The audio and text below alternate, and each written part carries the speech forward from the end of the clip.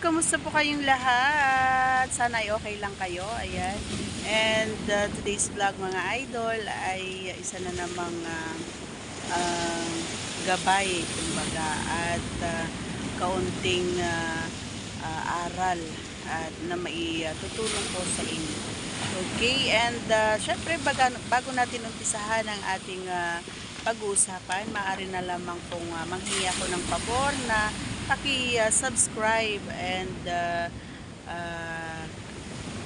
click that tiny notification bell dyan sa may baba para tayo ay ma-update pag meron tayong mga new upload videos. Alright? And gaya ng sinabi ko kanina ay itong ating pag-uusapan mga idol ay konting makakatulong lang naman, pero sana ay ma-appreciate nyo.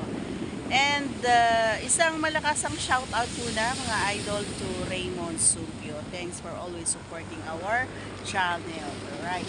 And yun na nga, proceed na tayo sa ating pag-uusapan. Alam mo ba, idol, alam mo ba pare ko, na sa tuwing hinahawakan mo ito, ay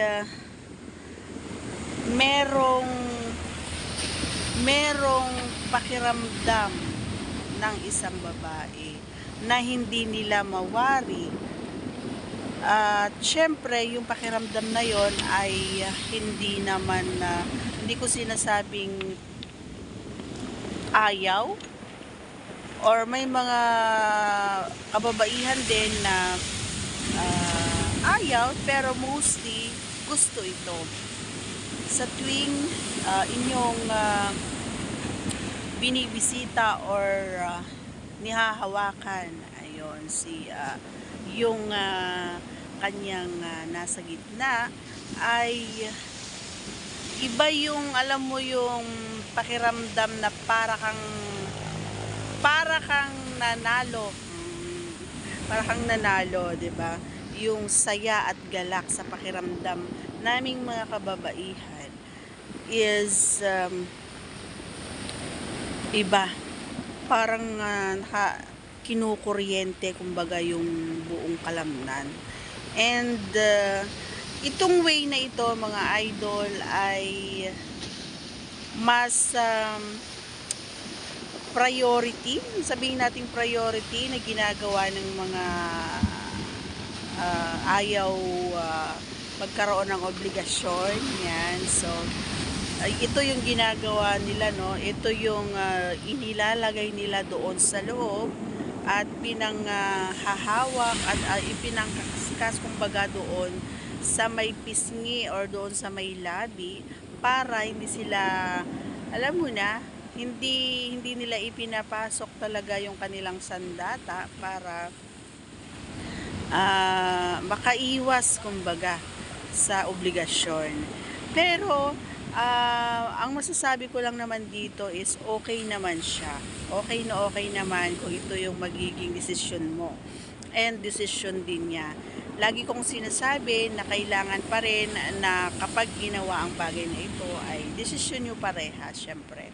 Kasi may mga obligasyon na kailangan yung harapin. Kung halimbawa man ay, 'di ba, alam mo na.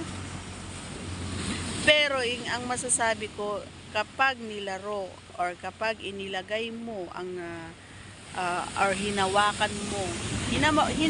mo lang, hindi mo kailangang ipasok, or hinawakan mo lang or hindi mo kailangang ipasok yung sandata, ay masaya na rin. Oo, masaya na rin siya. Kasi nga, gaya nga ng sinabi ko, isa ito sa makakatulong para maibsan yung nararamdaman nating diba? Kapag kasi lalong-lalo na sa mga lugar na alam natin na hindi ka naman pwedeng pumatong or pumunta doon sa taas niya, or ikaw yung, 'di ba? So may posibilidad na may makakita, may makarelate, kasi syempre iba pa rin yung pakiramdam kapag mismong yung sandata mo ang nasa loob, di ba? Pero kapag yung ito ang nasa loob kasi mga idol is may posibilidad na medyo mababawasan kumbaga yung magagawang ingay lalong-lalo na sa babae. Pero kapag ikaw na or yung sandata na ang pumasok doon is talaga naman na kakaibang dulot ng ingay kasi nga kakaiba ang dulot na sarap para sa kanya. So, bago natin tapusin ang ating video, ayan, ito yung masasabi ko, masarap ito, pero mas masarap syempre yung sandata. Diba? Pero para sa matakot sa obligasyon, gaya ng sinabi ko, pwede mong gawin ito para mapasaya ang iyong kapareha. Okay? So, thanks for watching everyone. Once again, don't forget to subscribe and click tiny notification bell para ma-update tayo pag meron tayong mga new upload videos. Bye guys! God bless everyone! Thanks for watching!